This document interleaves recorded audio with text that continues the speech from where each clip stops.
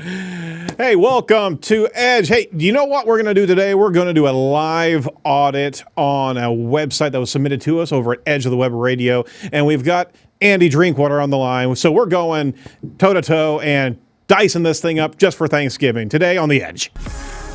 Your weekly digital marketing trends with industry trend-setting guests. You're listening and watching Edge of the Web. Winners of Best Podcast from the Content Marketing Institute for 2017.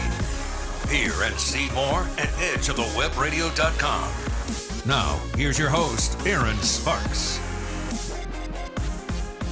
All right, hey, welcome back to the Edge. Thanks for waiting around for this live edition. It's every time we have a live edition. What am I talking about? A special edition of Edge of the Web, where we're doing a live SEO audit. Just to let you know, Edge of the Web is a regular show that we're doing here in Indianapolis, Indiana. We bring you amazing industry guests on a regular basis, talking about trending digital marketing news, as well as topics for our digital marketing audience. We love for you to go see all of our shows over at edgeofthewebradio.com. That's edgeofthewebradio.com. We've got our podcasts, our video product, all the different articles, as well as transcripts of the shows that we do. For this particular bonus episode, however, we're going to jump right into discussing the domain, and more importantly, getting our subject matter expert on the horn here. We've got Andy Drinkwater. We had a fantastic run through of your checklist, the 209-point checklist for SEO auditing of domains and websites, and it was a very well received show, and we were eager to swing back around and see what we could do to talk with you and be able to give back to our audience some insights real time about what you can do and how you can scrutinize your own website. So thanks for joining us on this. No problem at all. Looking forward to going through some of this. Absolutely. So we certainly are live broadcasting on YouTube. So if you want to jump in, ask any questions as we're going over this website.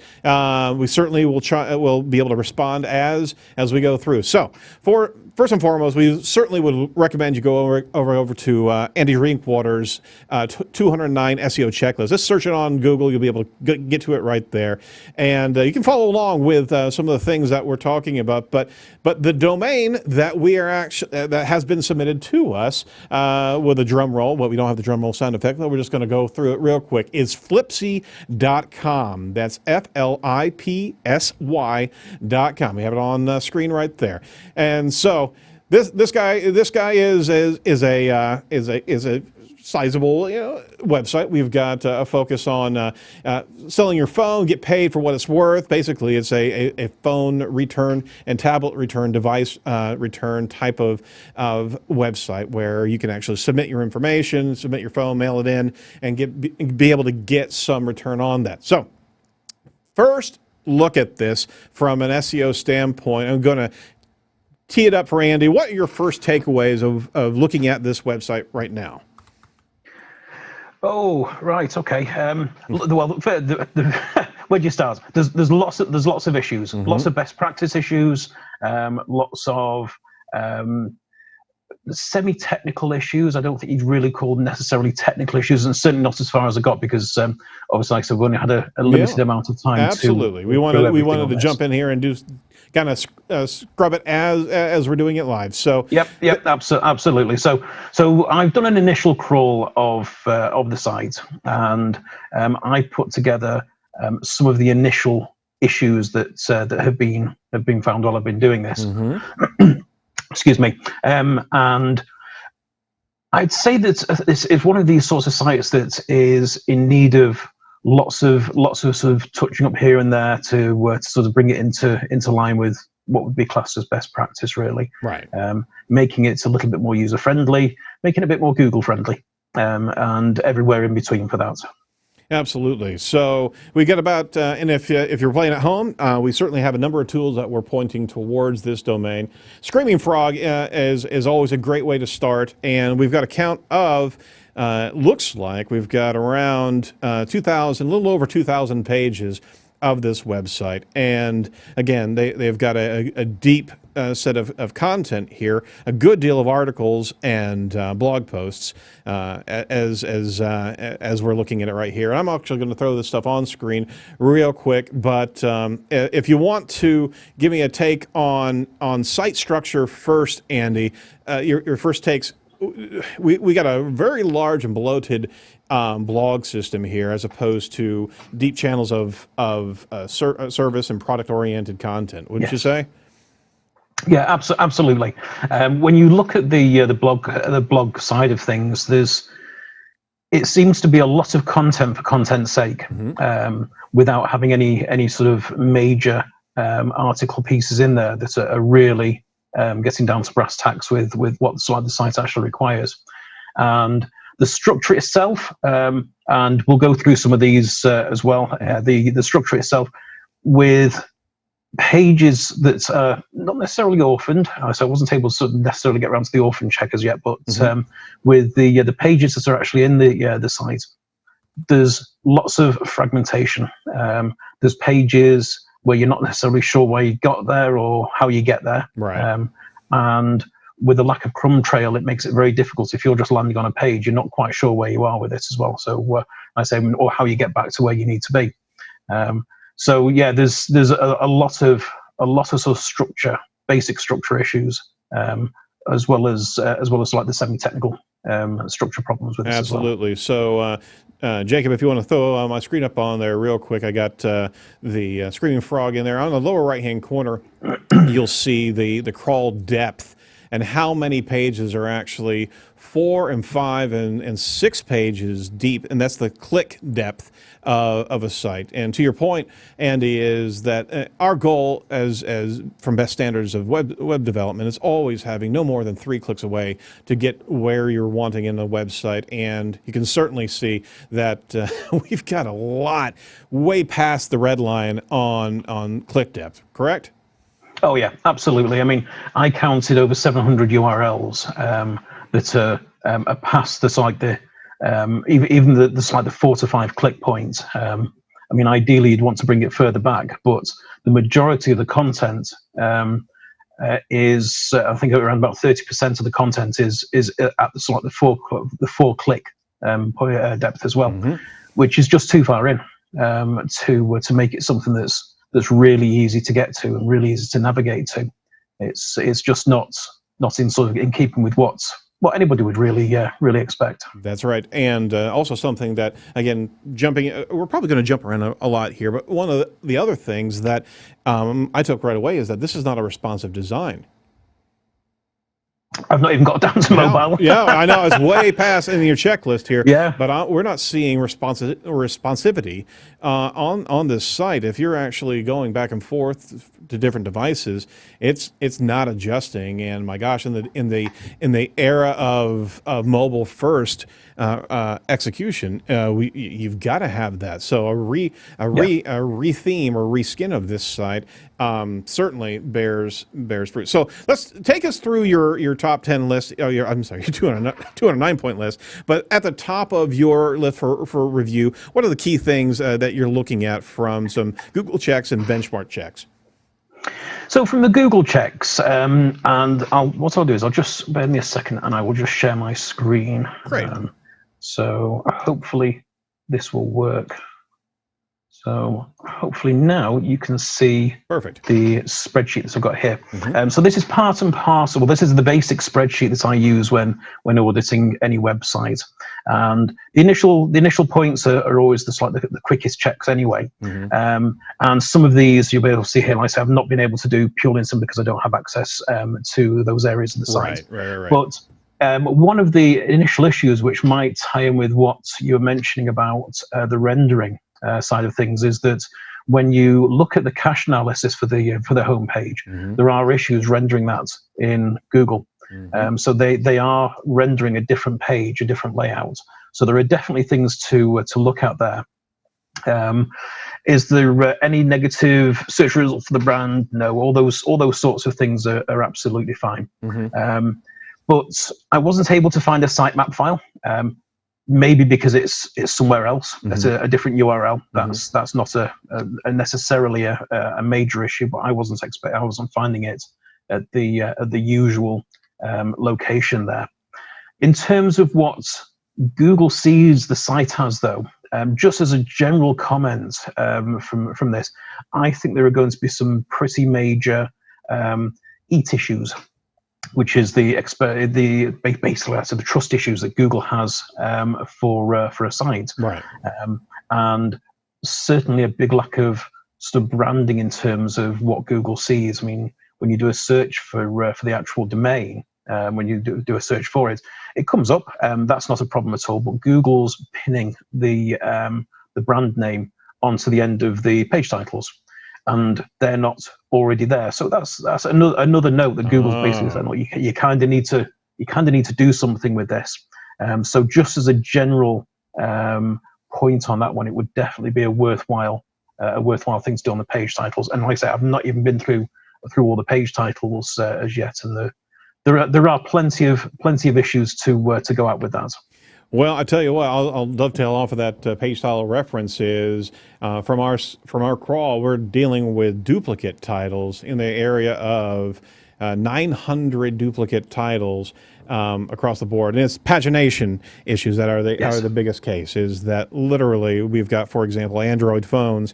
There are 10 to 12 exactly named page titles, and all you got to do is dynamically drop in a new page number, if at all, just to be able to break that repetition here. And again, we've got so many tools, so many titles here, and I'll bring the screen down so you can actually have a look at it if you want to. Absolutely. Drop into there, and you can see all of the page titles that are exactly the same, going through all the pagination and site structure. So it's a challenge for Google, and that's what you're going after. Is affixing titles to the domain or the unique pages, because it just doesn't have enough information and differentiation between pages. And that, if Google's filling in the gaps, there's a problem there, right? Yes. Yeah, absolutely. Yeah. So, and it's just while we're on the pagination side of things as well. Absolutely. One of the there's not one actually. There are plenty of issues with the pagination, and you do have a big mix of indexed pages, no index, canonicalized, missing, but also as well there's quite a lot of sequence issues. So where you'd expect to see a URL for a next or a previous page, they're pointing to the wrong pages. Oh. So there's pagination issues, some pretty major pagination issues. And as we know, or if you've been anyone's been following the news recently, Google has dropped the support for pagination. They've not been using it for quite some time, but they just don't support it anymore, which means it's even more important to get your pagination, your canonical side of things absolutely right. And if you're getting those wrong, you're sending so many different signals to Google.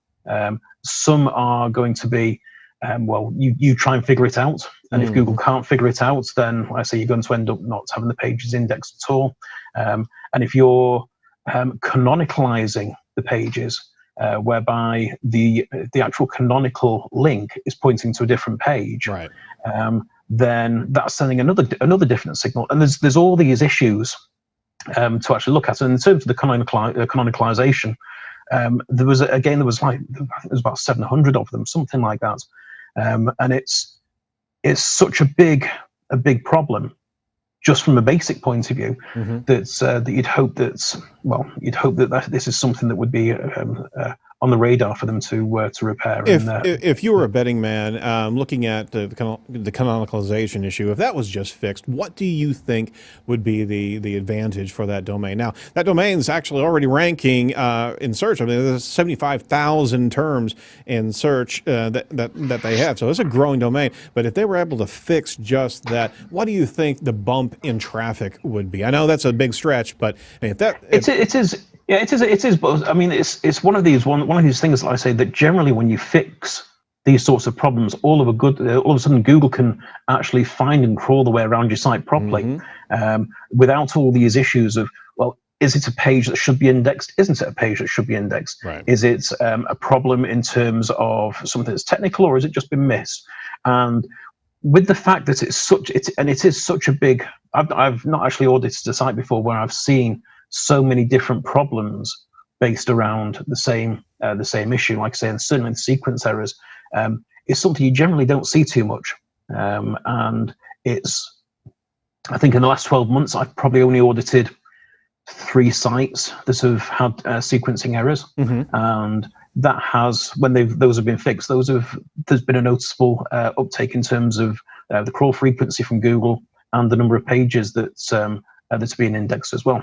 So, and the right pages, because I mean, if you're sending these signals all over the place, Google's not sure what you're supposed to be doing with them. So certainly the sequencing errors is a big one to repair. No, absolutely. So pagination, canonicalization, sequencing errors, I mean, from a technical SEO standpoint, would be an invaluable factor to fix on this site. Let's go through some additional checks that you usually go through in your checklist.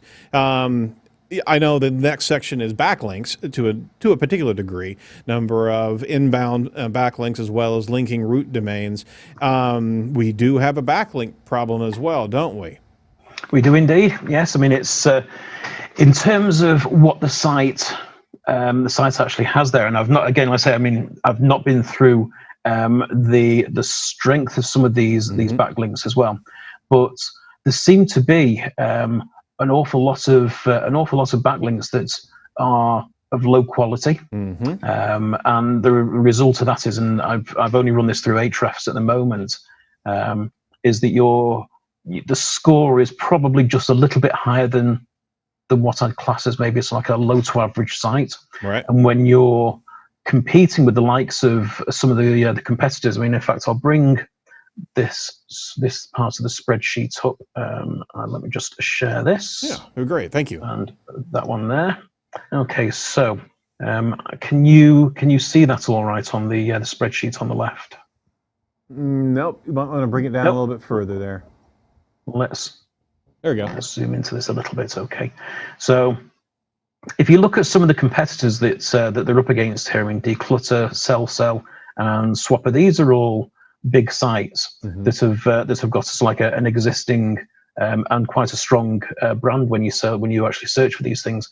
And the keyword difficulty that they're actually going at is a difficult one, and it's not something that you just go to write a bit of content about and you're going to start ranking for. Right. You've got to put some work into get in there. With a score of 64, it's one of the more awkward phrases to go for.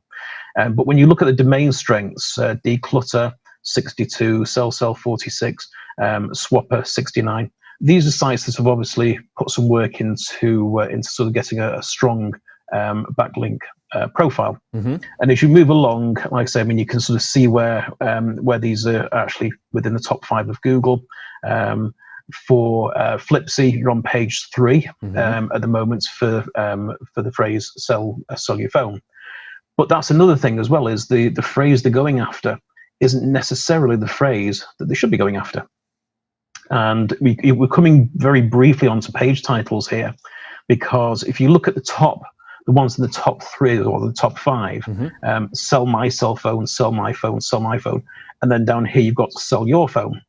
And we know that it's important for Google to be able to understand what a page is trying to do, and you've got to be able to put in the content that is going to match up with it as well. So I mean, Google's very big on sort of, I mean, some of the changes that have been going on recently. I mean, you've got Bert more recently as well, very very good name for that. I say where we're looking more and more at making sure that the search intent is met very well with what Google's delivering.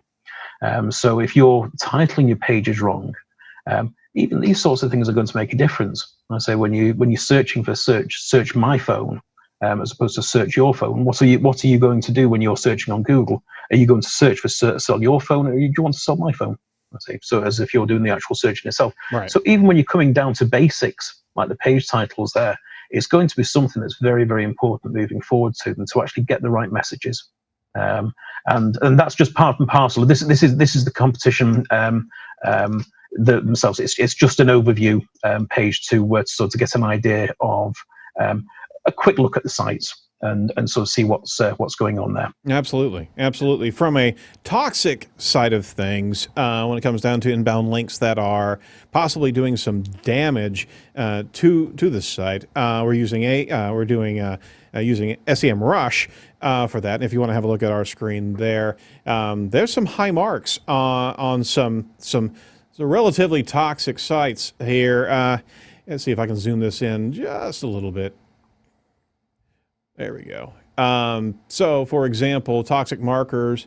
You start looking at some of these domains that some of these themselves look from the source look to be a natural link, but if you're actually starting to look at some of the factors there, right? We've got non-indexed domains, we've got low-power domains. So it looks like a natural link, but it's got literally no domain authority in the space.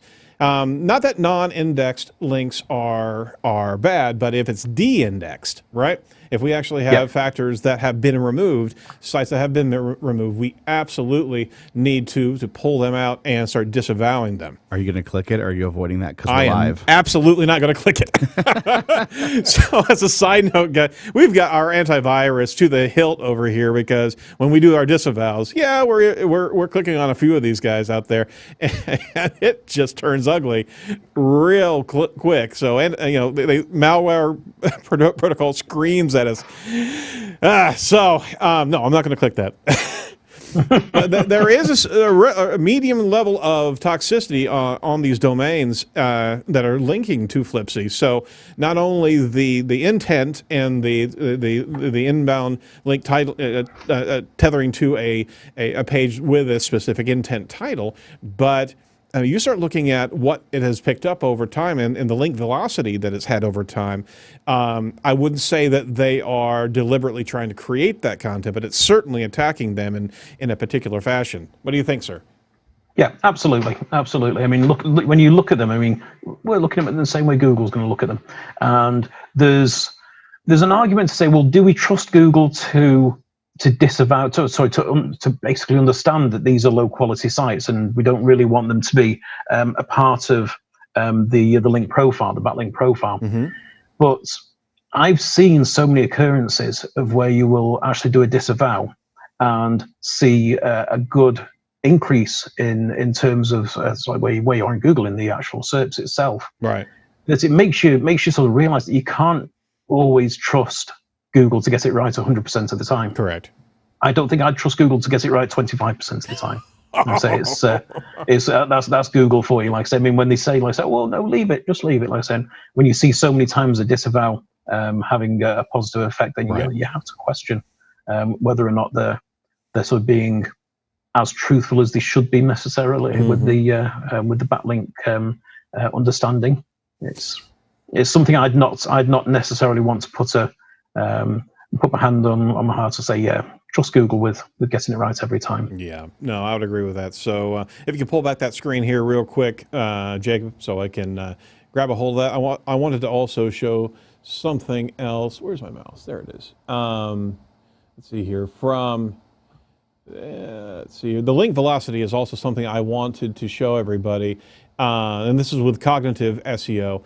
You can certainly see the blue are the domains that are actually kicking in over time. That timeline is about 5 to 6 years. So you can certainly see a scaling up of the domains that are actually linked to it. And the page growth is relatively minor. So we talk about a link ratio of 10 to 1 sometimes in the space of if you're under 10 links coming from one site, it does look a good deal more authoritative than a 500 to 1 or 1,000 to 1 type of link that you could get from a footer link or a sidebar link or something like that. You don't want to have those type of links coming in. On top of that, compounded with low influence domains coming in, it's going to sandbag your site. And ultimately, if you have such now, I know Google's talked about officially that they don't look at velocity as a factor, but they do look at trending topics and look at the influence of those domains, the authority of those domains, as you start acquiring more and more. So there is a factor there. If it's being grown organically, fantastic. But if it's actually being created or bought heaven forbid, then we've got a challenge there, sir. Yeah, absolutely. And when you look at them, and you see that they've got they've got sort of 3,200 links, 600 domains, 660 domains, yeah. And you look at some of the sites where you've got multiples from on there, and it just doesn't look good at all. And Google will understand that as well. No, it's not something. It's something to get disavowing and sort of get some good content out there that people are going to want to link to. Once people are linking to it, then do some internal linking and get some of those sort of key pages ranking. Yep. No, absolutely. All right. So along the lines of your checklist, let's have a look at some more areas that we might want to impart to our subject domain. And we certainly appreciate the domain being submitted here. Hopefully it was from a individual of the domain. We haven't actually confirmed that, but no harm, no foul. We're just trying to evaluate a domain that's been submitted to us. So another set of checklists that you go through. Give us a take here.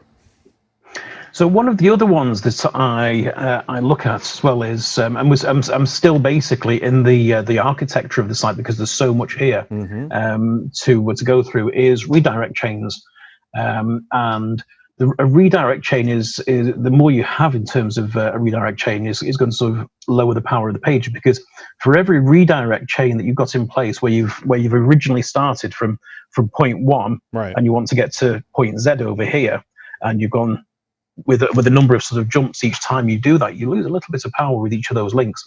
And a very quick check, without going into the pages themselves, showed that there's up to 4 redirect chains. Now Google says they will follow up to 5, and they're getting very close to that threshold. But I'd be looking to pull that back to no more than 1 or 2 if it's an absolute necessity. Oh wow!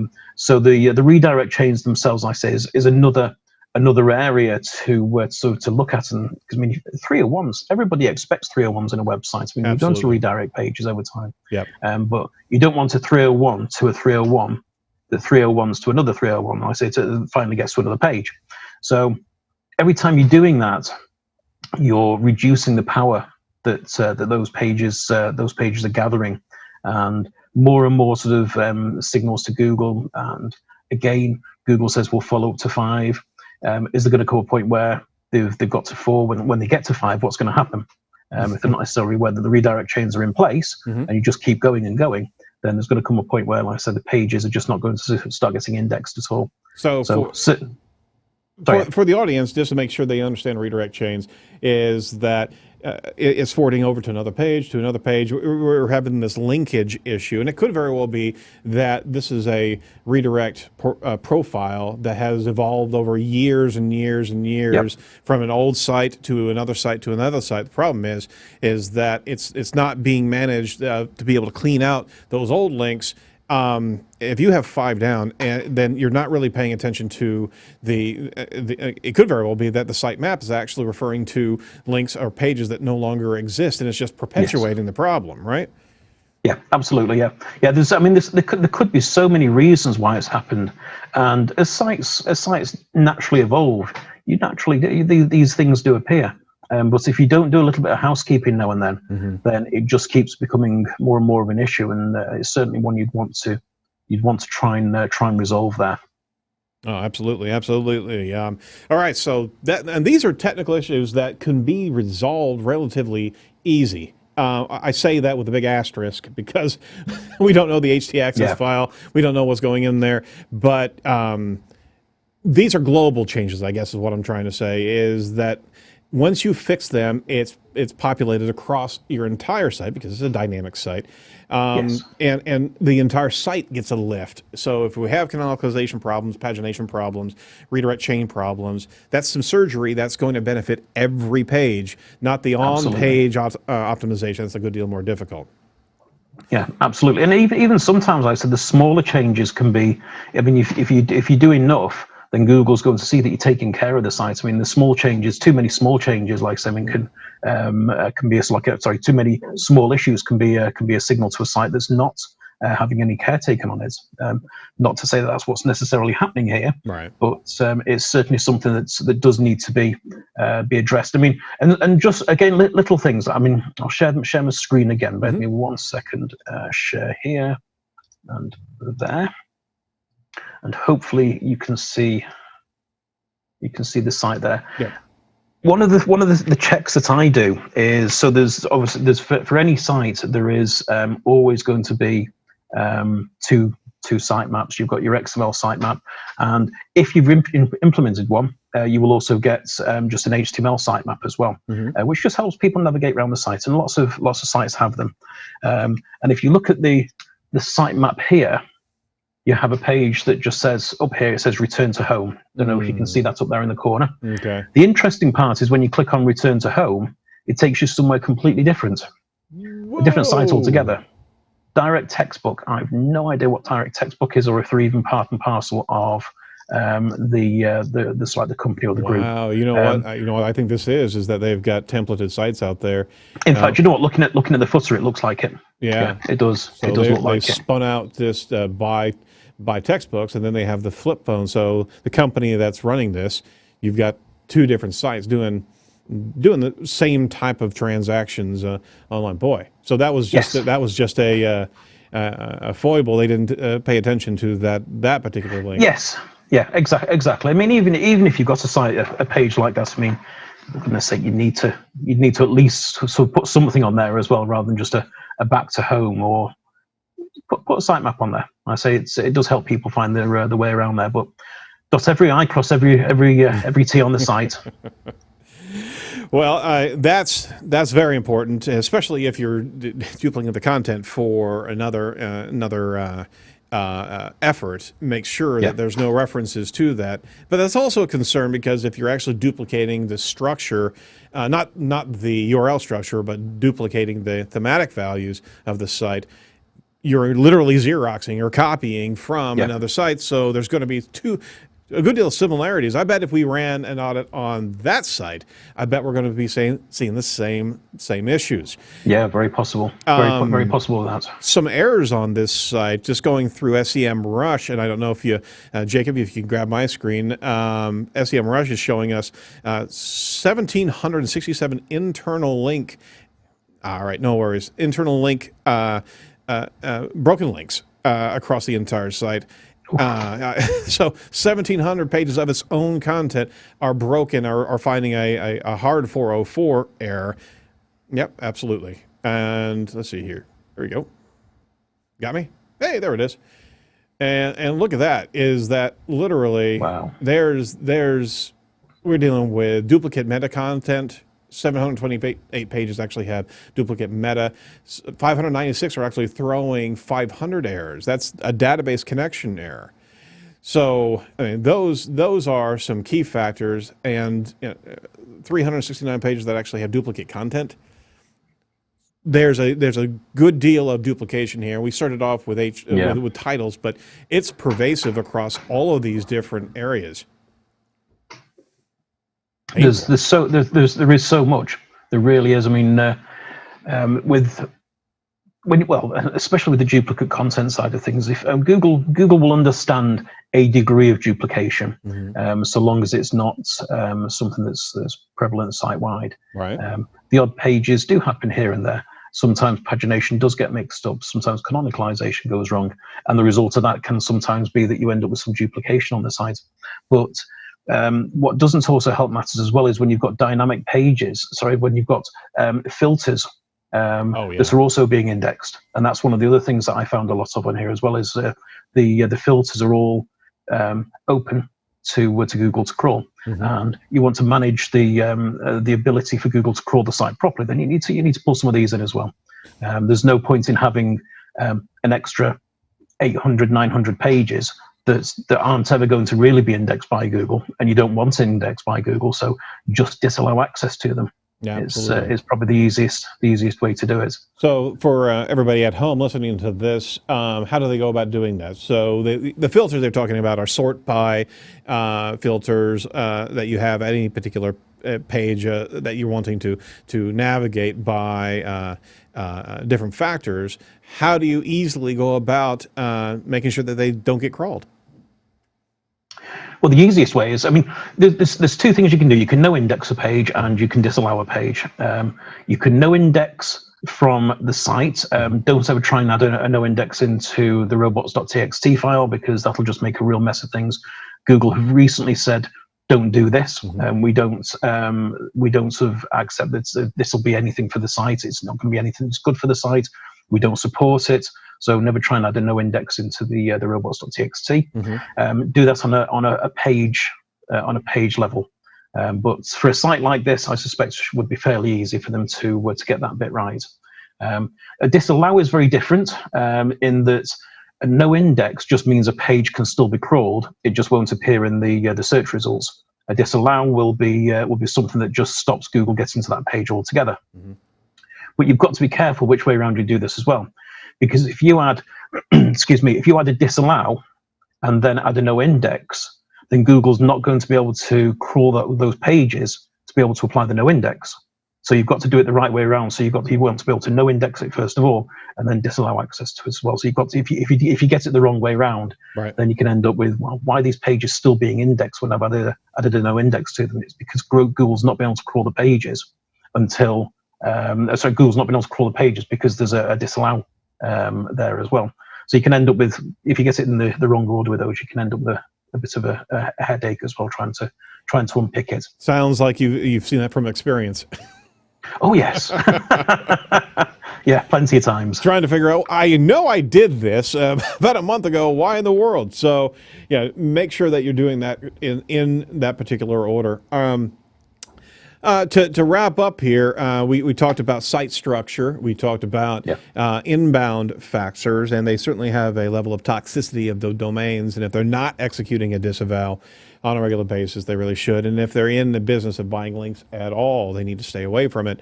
The on-page factors. Now, we certainly have a good mess on the technical SEO side of things, but getting into the on-page factors, what are you seeing as flagrant fouls when it gets down to how the content of the page is rendering? So the content of the page being rendered, like I say, is something that is,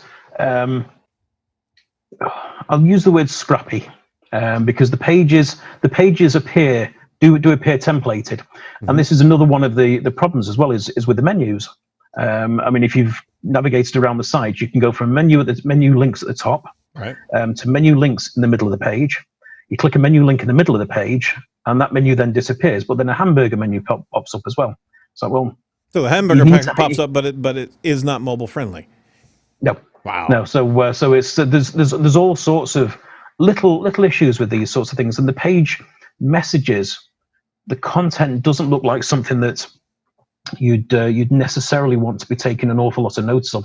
It doesn't have that feel that some of these other sites have that makes you want to trust the pages, and that's a big thing, because I mean, as we know, well, if anybody that's been sort of digging around in Google's webmaster tools, one of the big ranking factors for them is user satisfaction.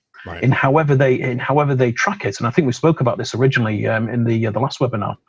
However they're actually tracking that, if people are not happy on these pages, then they're going to be leaving, and that's so you got a big signal there as well. But in terms of the content, I would be looking to try and create some hub pages. So it's not an e-commerce site, so you don't necessarily need to create actual hubs, but you could create some virtual hubs just through internal linking and having some good solid pages for the primaries in there as well. Make it a little bit easier to use is going to be sort of very, very important for anybody on there. I'd love to get into the site and have a look through Search Console and through analytics as well, to sort of see what people are doing, have a look at where people are dropping out, because I can imagine there's some of these pages have quite high levels, because if I look at the page, does it sort of inspire me with trust? Not hugely. Something that was a little bit of an issue was when I went to the home page, it fired up my antivirus and gave me a Trojan warning. There we go. And I was like, really? The Trojan in there? and this was only about an hour ago, so I've not had a chance to go through and do a malware check or anything like that. Oh my gosh. So there's something in the page that my machine is objecting to. Not Google, my machine's actually objecting to it. Sure.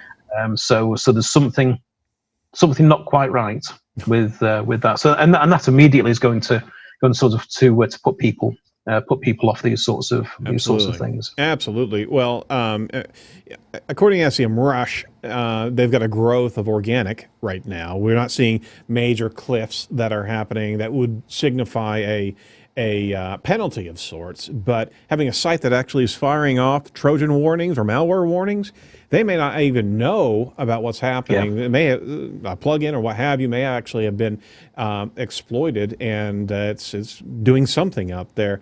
There's HTTPS to HTTP issues as well. They've got a mixed set of content there that the entire site's just not secure. And from a trust factor standpoint, Andy, that's also one of the key things to get right.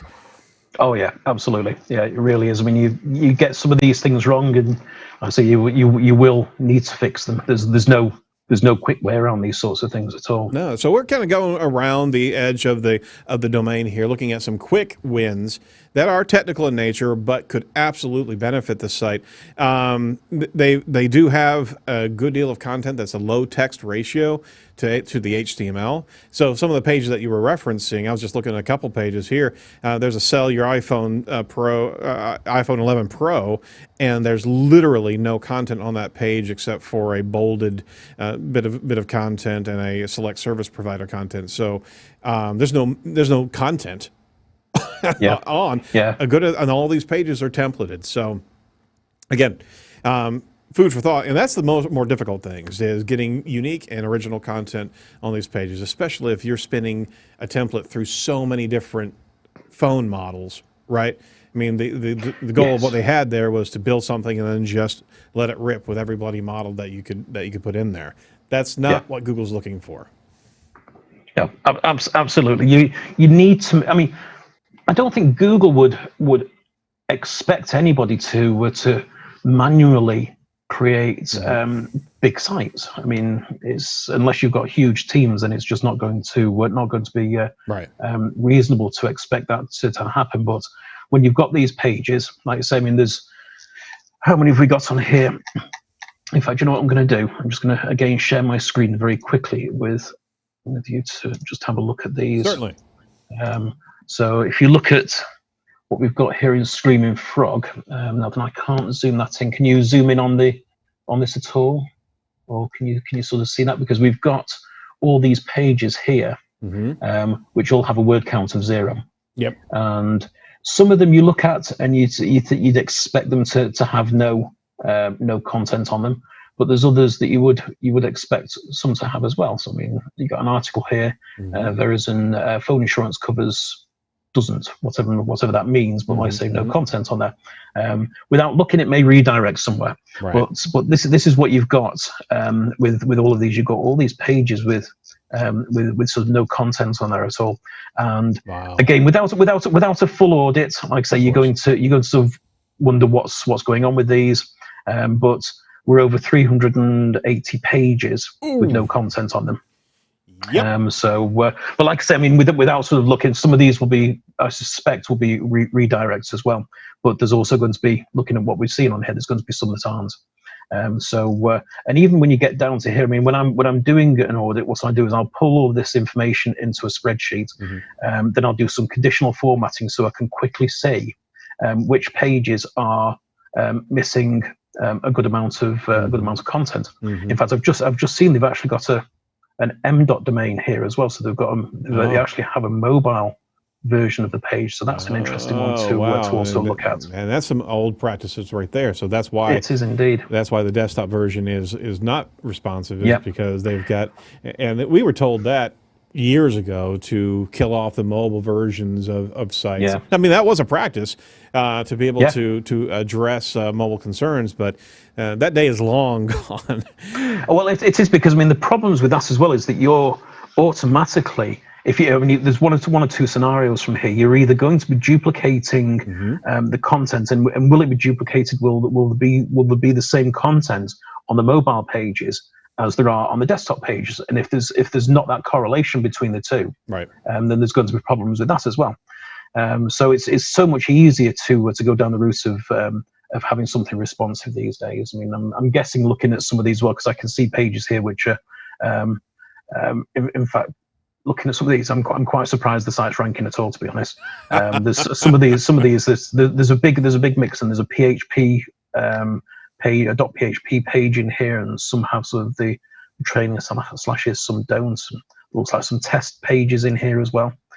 So it is just like an SEO auditor's dream to sort of looking at some of this, because you know that you'd have to spend a good amount of time to sort of pick everything up, but you know that there would be some huge benefit that would come from it. Well, we wanted to tee up a nicely juicy steak for you, and here it is. There was a lot in here. So again, we do appreciate, and again, no, we're not trying to make any enemies here. I mean, the goal is to be able to give some reflection back on what you should be looking at from a technical SEO standpoint. We certainly appreciate the submission on behalf of one of our listeners here. There's so much to look at. You're absolutely right that we do have to kind of pause here and look at what are some final thoughts. What are the key factors that they really should put into play here as a summary? A couple of key points. Go ahead, Andy. Yeah. Oh, so my goodness, where do you sort of start with all this? So I'd be sort of starting at the. Oh, I'd love to say start at the top and work your way down with all of this, because I mean there's too much to sort of say, right, this area is more important than that. Certainly the mobile side of things, I would be looking at trying to make sure that works and works correctly. I'd be looking at the pages that are paginated incorrectly, sequencing errors, looking at canonicalized pages, make sure that's all right. Basically, to get the structure right, the structure and the architecture of the site is a big problem. And without that, no amount of backlinks is ever going to sort of help get some of these pages to rank in Google. And all the content that's on there is going to be for nothing.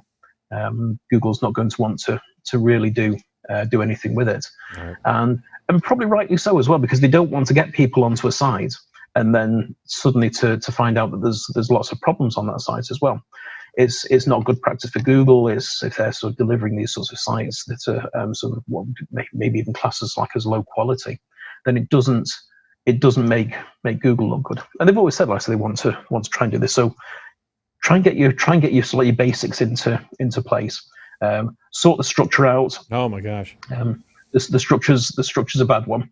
So if you look at this here, there you go. So this is what it basically looks like at the moment.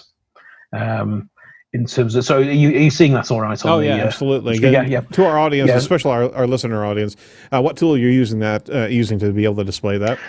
So this is in Screaming Frog. There's a few tools that do this now. Screaming Frog provide a visualization of a site, and what you're basically looking at here is the site structure. Right.